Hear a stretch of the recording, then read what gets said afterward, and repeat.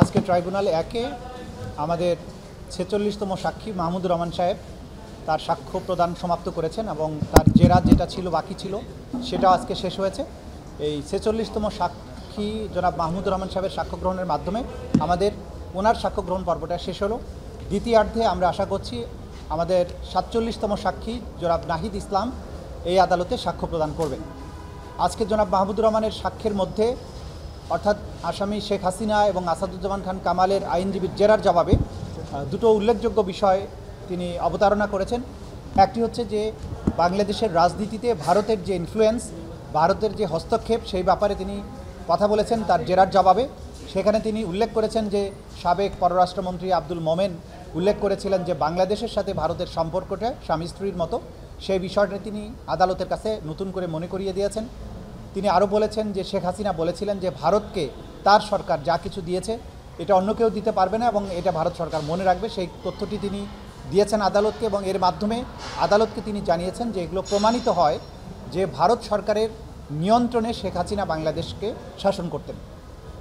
দ্বিতীয় যে বিষয়টির অবতারণা তিনি করেছেন তার জেরার মধ্য দিয়ে সেটি হচ্ছে যে পূর্বে এই আন্তর্জাতিক অপরাধ ট্রাইব্যুনালে যে বিচার প্রক্রিয়াটা হয়েছে, বিশেষ করে আব্দুল কাদের মোল্লা সাহেবের রায়ের ব্যাপারে তিনি উল্লেখ করেছেন যে সাবেক প্রধান বিচারপতি এস.কে সিনহা তার ব্রোকেন ড্রিম এই বইয়ে উল্লেখ করেছেন যে এই বিচার পর্বের ব্যাপারে যে একটা রায়কে রেট্রোস্পেক্টিভ ইফেক্ট দিয়ে পরবর্তী সময় অ্যাপেলেট ডিভিশনে গিয়ে আইনকে রেট্রোস্পেক্টিভ ইফেক্ট দিয়ে তাকে যে মৃত্যুদণ্ড দেওয়া হয় এবং এই ব্যাপারে যে সরাসরি হাসিনার হস্তক্ষেপ ছিল, এই কথাগুলো যে ব্রোকেন ড্রিম বইয়ে এস.কে সিনহা উল্লেখ করেছেন সেই কথাটাও তিনি আদালতে উপস্থাপন করেছেন এবং তার মাধ্যমে তিনি পূর্ণাঙ্গ একটা সাক্ষ্য এই আদালতের কাছে তুলে ধরেছেন।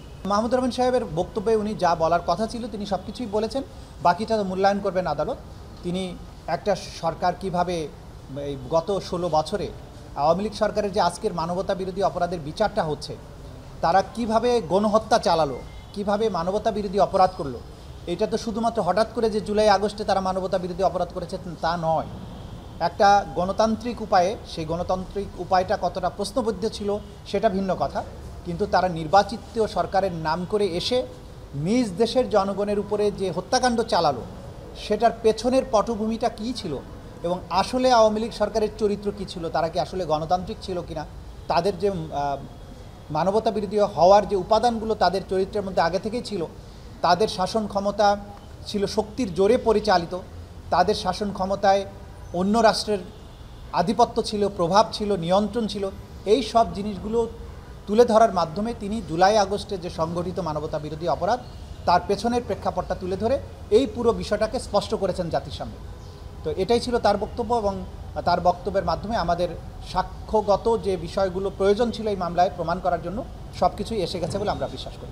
জনাব নাহিদ ইসলাম আজকে সাক্ষী দিবেন। আমরা আশা করছি যে ওনার সাক্ষ্য গ্রহণ সমাপ্ত হলে আমাদের যে সাধারণ সাক্ষী তাদের সাক্ষ্য গ্রহণ আমরা হয়তো অন্য কোনো সাক্ষী আমরা প্রডিউস করব না। এরপরে আমাদের তদন্তকারী কর্মকর্তা যিনি তার সাক্ষ্য গ্রহণের মধ্য দিয়ে এই মামলাটা ক্লোজিংয়ের দিকে যাবে বলে আমরা আশা করছি।